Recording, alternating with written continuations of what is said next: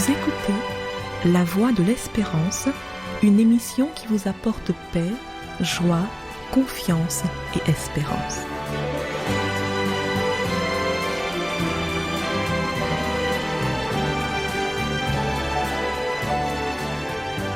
Bonjour la Guyane et bonjour à tous depuis la Guyane.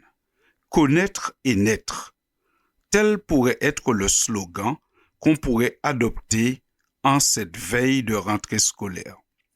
Alors que nous sommes à l'aube de la rentrée scolaire, période où des enfants, des adolescents et des jeunes iront à l'école, au collège, au lycée ou à l'université pour acquérir de nouvelles connaissances, il faudrait que chacun ait l'objectif d'utiliser au mieux possible les connaissances qu'il va acquérir ou les connaissances que nous avons déjà. Nous devons nous rappeler que les connaissances que nous emmagasinons, ce n'est surtout pas pour les utiliser à des fins répréhensibles, mais c'est toujours dans le but, normalement, de les utiliser pour notre épanouissement et pour le bien général, c'est-à-dire le bien de notre prochain. On peut effectivement avoir beaucoup de connaissances et ne pas les utiliser pour le bien, ou alors les utiliser carrément mais pour le mal. Prenons un exemple que nous allons trouver dans la Bible. Cet exemple, vous pourrez le lire et le relire dans l'évangile de Matthieu au début du chapitre 2. La Bible dit dans cette section que Jésus étant né à Bethléem en Judée, au temps du roi Hérode, voici des mages d'Orient arrivèrent à Jérusalem. Et ces mages disent au roi, « Nous avons suivi l'étoile du nouveau roi qui est né, et nous sommes venus pour l'adorer. Est-ce que tu sais où il est ?» Hérode ne savait rien. Alors Hérode, ayant appris cela, fut troublé. Et oui, il a de quoi être troublé parce qu'il est roi et on lui dit qu'il y a un nouveau roi qui est né. Alors il se renseigne, il veut savoir, mais est-ce vrai? Est-ce qu'il y a un nouveau roi qui est né? Alors la Bible nous dit qu'il assembla tous les principaux sacrificateurs et les scribes du peuple, c'est-à-dire il assemble les personnes qui sont censées avoir la connaissance des choses religieuses et spirituelles, des personnes qui sont des spécialistes des Écritures. Il les rassemble et il leur pose la question, « On m'a parlé d'un roi qui est né. Est-ce que vous savez où devait naître ce fameux roi, ce Christ ?» Alors, ces hommes qui sont des érudits, des spécialistes de la Bible, des Écritures, ils disent au roi, « Écoute, oui, nous savons, parce que dans la prophétie, c'est-à-dire des livres qui ont été écrits avant la période où il vivait, on a déjà raconté ce qui devait arriver par rapport au roi. » Alors, ils lui dirent, « Écoute, ce nouveau roi, la Bible dit, les prophéties disent qu'il doit naître à Bethléem en Judée, car voici ce qui a été écrit par le prophète. Et toi, Bethléem, terre de Juda, tu n'es certes pas la moindre entre les principales villes de Juda, car de toi sortira un chef qui paîtra Israël, mon peuple. » Alors, on constate que les érudits, les scribes et les pharisiens, ils savaient donc parfaitement, d'après la prophétie, où devait naître le Messie, dans quelle ville devait naître le Messie. Ils le savaient parce que cela avait été prophétisé. Ils le savaient parce que le prophète Michée, au chapitre 5 de son livre, avait révélé que le Messie devait naître à Bethléem. Par conséquent, on peut aussi supposer qu'ils connaissaient les autres prophéties concernant Jésus, telles que celles qu'on trouve dans le livre du prophète Ésaïe, au chapitre 7 et au verset 14, où il est dit que le Messie devait naître d'une vierge. La vierge sera enceinte et elle mettra au monde un fils et l'appellera Emmanuel. On peut aussi supposer, avec une quasi-certitude, qu'il connaissait aussi la prophétie de Zacharie, au chapitre 9 de son livre et au verset 9, quand il dit « Réjouis-toi, fille de Sion, lance des acclamations, fille de Jérusalem, car voici ton roi vient à toi, il est juste et victorieux, il est humble et monté sur un ânon, le petit d'une ânesse. Oui, Zacharie avait prophétisé que lorsque Jésus entrerait dans Jérusalem, qu'il entrerait monté sur un ânon, le petit d'une ânesse. Et c'est effectivement ce qui s'est passé. On peut aussi croire que ces érudits connaissaient la prophétie du psaume 22, versets 17 à 19, quand il est dit « Oui, des chiens m'environnent, une bande de scélérats rôde autour de moi, ils ont percé mes mains et mes pieds, je pourrais compter mes os, eux.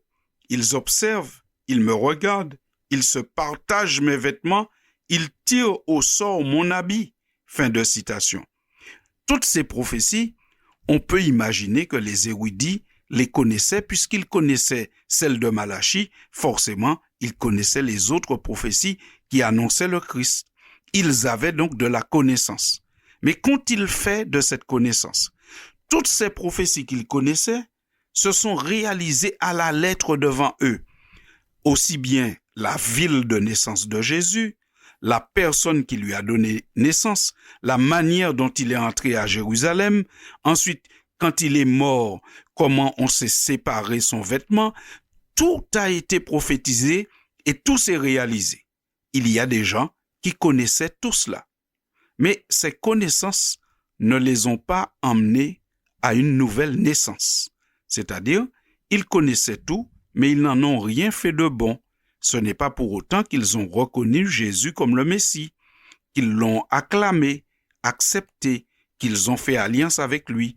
Donc ils avaient des connaissances, mais des connaissances qu'ils n'ont pas utilisées à bon escient. Par conséquent, aujourd'hui c'est notre tour. Toutes les connaissances que nous avons, vous et moi, dans tous les domaines, que ce soit des connaissances technologiques, scientifiques ou religieuses, il est bon peut-être que nous nous posions la question, qu'est-ce que je fais de mes connaissances? Est-ce que mes connaissances me permettent d'être une personne meilleure, plus utile à la société, plus utile à ma famille, une personne plus proche du Seigneur, utilisant tout ce que je connais pour faire du bien, pour aider d'autres? Oh, la grande question est là. Est-ce que mes connaissances me poussent à une nouvelle naissance, une personne transformée qui fait du bien aux autres?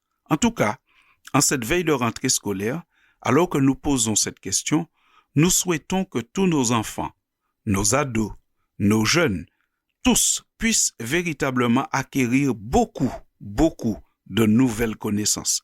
Nous souhaitons que les professeurs soient en bonne santé et performants et qu'ils puissent transmettre le savoir de manière intelligente et efficace à leurs élèves ou étudiants. Nous souhaitons que l'année scolaire soit bonne pour tous. Nous souhaitons aussi que nous ayons tous beaucoup de connaissances, mais que nous les utilisions forcément pour le bien, pour faire la décision dans des situations compliquées, soit dans notre famille, soit dans la société et surtout avec Dieu. Merci pour votre attention, chers auditeurs, et à très bientôt pour une prochaine chronique.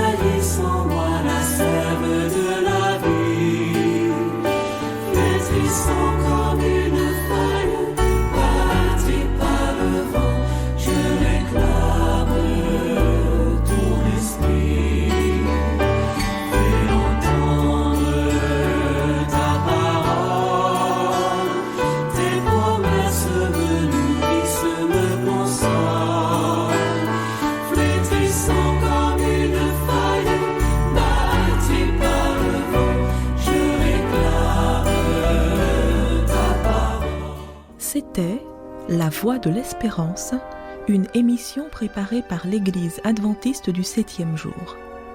Si vous désirez avoir une copie de la causerie d'aujourd'hui, demandez-la. Elle vous sera donnée gracieusement. Écrivez à La Voix de l'Espérance, boîte postale 169 97 324, Cayenne, CEDEX, ou téléphonez au 0594 25 64 26. Merci chers auditeurs et à bientôt.